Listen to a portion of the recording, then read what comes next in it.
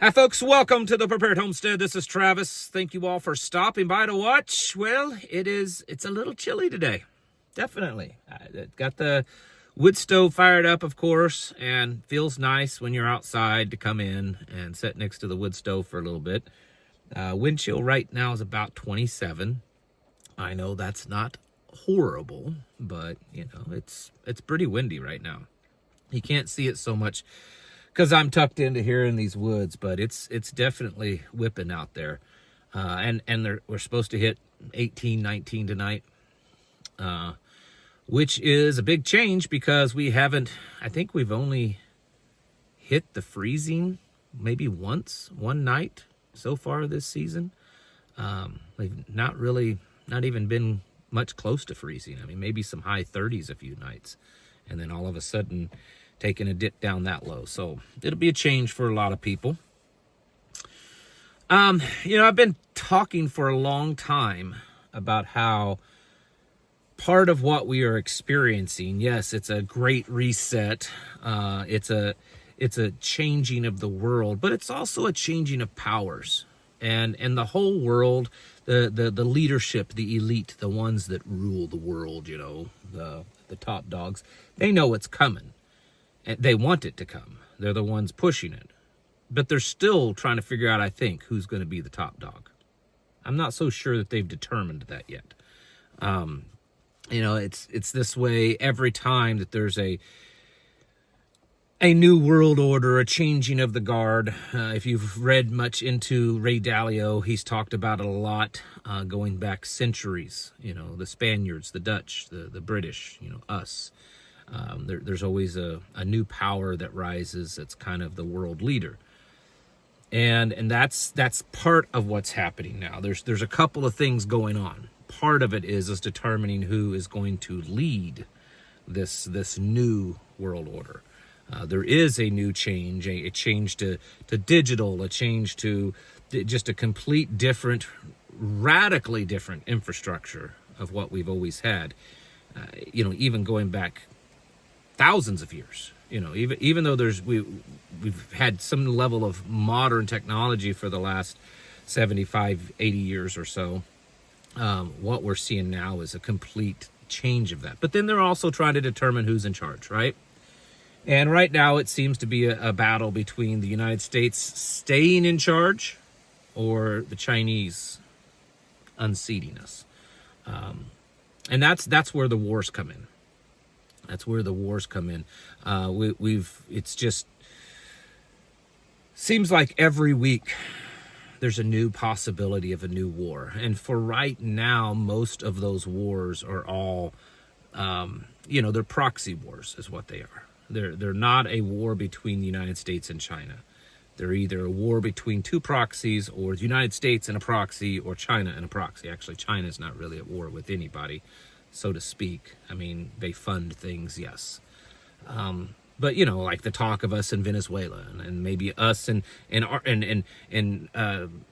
Nigeria, all this talk that we may invade, we may attack, and there's always some reason why. But like I've pointed out many times, in the end, it's because of the resources and the trade that China is dominating in those regions.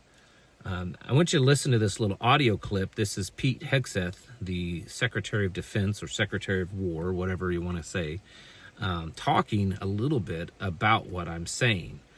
Here's just a short little clip here. We're not just buying something. We're solving life and death problems for our warfighters. We're not building for peacetime. We are pivoting the Pentagon and our industrial base to a wartime footing.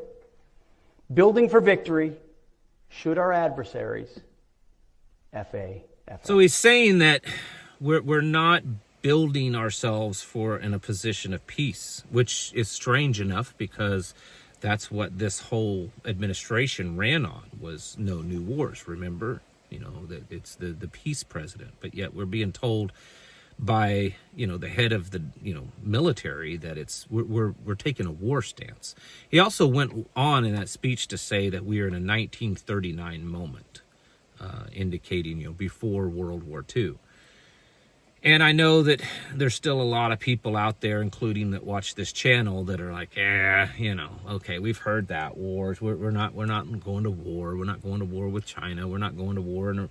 Well, we have been already in many places, and it does look like that there's an increase. I mean, just today, the New York Times is saying that there's a, which I know we've heard this before, but that there's an ever-increasing chance that Israel and Iran will be back at war with each other, and that Israel will be striking Iran. Iran's been talking a lot here lately, more and more, about its nuclear weapons programs, that it's going to push forward with them. And at some point, Israel, and along with them, the United States, will probably attack Iran again. Then, of course, like I said, Venezuela, we're building down there. Now, Nigeria out of nowhere, Taiwan, that's always gonna be a thing, right? And we have to realize that we're as a nation, America is in a fight for its life as our monetary system switches over to digital, which is what it's happening. The president, I think today or yesterday or something, said that he will be signing, if they get it to his desk, a digital currency bill, right? A digital, cryptocurrency bill, and that he would be signing that. There's a big push to that. The whole world has been buying up gold like crazy for a long time now, and it's getting, they're doing it even more now, even though gold prices are still high in comparison to the U.S. dollar. People are still buying gold, including central banks and other nations. In fact, again, Ray Dalio just this past week said that is another sign of the changing of world systems, the changing of a monetary system. All the central banks and the government start putting all their money in gold because there's so much uncertainty of if this new system is actually going to work. So we've got the military building for war. China's doing that too. They just unveiled a third aircraft carrier this week, and they are working on more, including nuclear powered aircraft carriers. They seem to be constantly unveiling some type of new fighter jet. Russia just released a video of their new fighter jet, stealth fighter. They're constantly talking, and displaying and testing, subs and missile systems and everything. More so than we have seen in a long time, which indicate, and the president has said he wants to do that. You've all heard that. He wants to do nuclear weapons testing again and show a display of force. It's because the world is getting closer and closer to a major war. Not these little skirmishes that we're seeing in places like Ukraine or we'll see in Venezuela, but a major global war. It's coming. I mean, it's inevitable at this point. It may not come this year or next year, but it is inevitable. And along with that will be monetary change, and will be pretty much a complete change. War, when these cycles happen throughout history, and you see the big superpowers going to war with each other, and you see these big kind of world wars, and I'm not talking just of the World War I and II. There's been many others. Usually what comes out of that is not just a new superpower for the world, but also a changing of the system, a changing of the monetary system, a changing of everything. And so that is most likely kind of that final nail in the coffin when it comes to the changing of all of this. Not just monetary, not just world power, but I'm speaking of like AI, surveillance systems, drone surveillance, digital everything, digital ID, digital currency, digital doctors, digital everything, right? That will be kind of that major shift towards that new tomorrow. Will it happen before the big year 2030? Probably. I mean, I'm not making a prediction, but it probably will.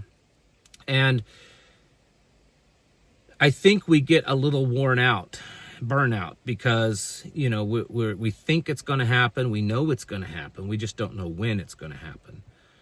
And as we kind of hold on and wait, and it gets closer, and then it backs off, and then it gets closer, I think we get tired of it, and that's probably part of the psyop. But the fact is it is going to happen. I mean, you see these things constantly being lined up. We've got our own military, top leader in the military. We have multiple other people. We've got sources out of China, sources out of Russia, sources out of NATO, European countries. They're all getting ready. They're telling their people to start stocking up. They're rebuilding and remodeling and getting ready bunkers and bomb shelters and stuff. They're building their militaries, increasing dramatic amounts on their spending of military budgets and stuff. Pretty much every indicator is that the world is gearing up for another world war. And the question is when is that going to be? I don't know. But we know that it's coming, and we know we're going to be involved in it somehow, and we're pretty certain that the aftermath will be a complete change of everything. And you need to be ready for that. You need to be, whatever your plans are for preparedness, whether it's moving to a different place or implementing more, production of food and being more self-sufficient, you need to get on the ball. You need to get on the ball soon. And I'm not saying today and tomorrow, but I'm saying over the next coming weeks and months. You need to be making plans. This next year, what are your plans for food production? What are your plans to get yourselves closer to a self-sufficient stance? What are your plans to get you into a place that if you were forced to, I'm not saying you live this way, but if you were forced to, you could live in a way that in that survival mode? What are the things that you need to get you into that place where if the rug was pulled out from under you and you had to be in survival mode, could you do it? What do you need to get in place for that? You need to be figuring that out soon. I would take the winter months, because you're limited on what you can do, and I would be working on those plans. I keep seeing stuff here lately a lot about how 2026 is going to be such a big year, and some of it is 2026 is going to be an amazing year for the economy, and others say 2026 is going to be disastrous, and others say 2026 is going to be a chaotic ride. I think either way, the next 12 to 18 months are probably going to be on the crazy side. I mean, just the last 3 or 4 months, it has built and built. I mean, really, since this president took office, but especially the last 3 or 4 months, it's really picked up speed a lot. And, the possibility that next year we could find ourselves in a major war, yeah, I think absolutely. I mean, it could happen before the end of this year, but the likelihood of it being next year, I think it's the odds are getting pretty good in that favor. The odds that China is going to move on Taiwan, that we could have a direct confrontation with China or Russia or both, the odds are getting to be pretty good for next year. The odds that we could see a major, crisis or even collapse of our economy sometime next year, probably pretty good for that too. It's time you take things serious. We're getting into the cold months, like I just said. You're not able to, you're not out in your gardens anymore. That's traditionally, especially for homesteading, farming, things like that. Traditionally, the winter months or where you do things inside more. You're planning more for the next season and getting things ready. That's what you need to be doing also.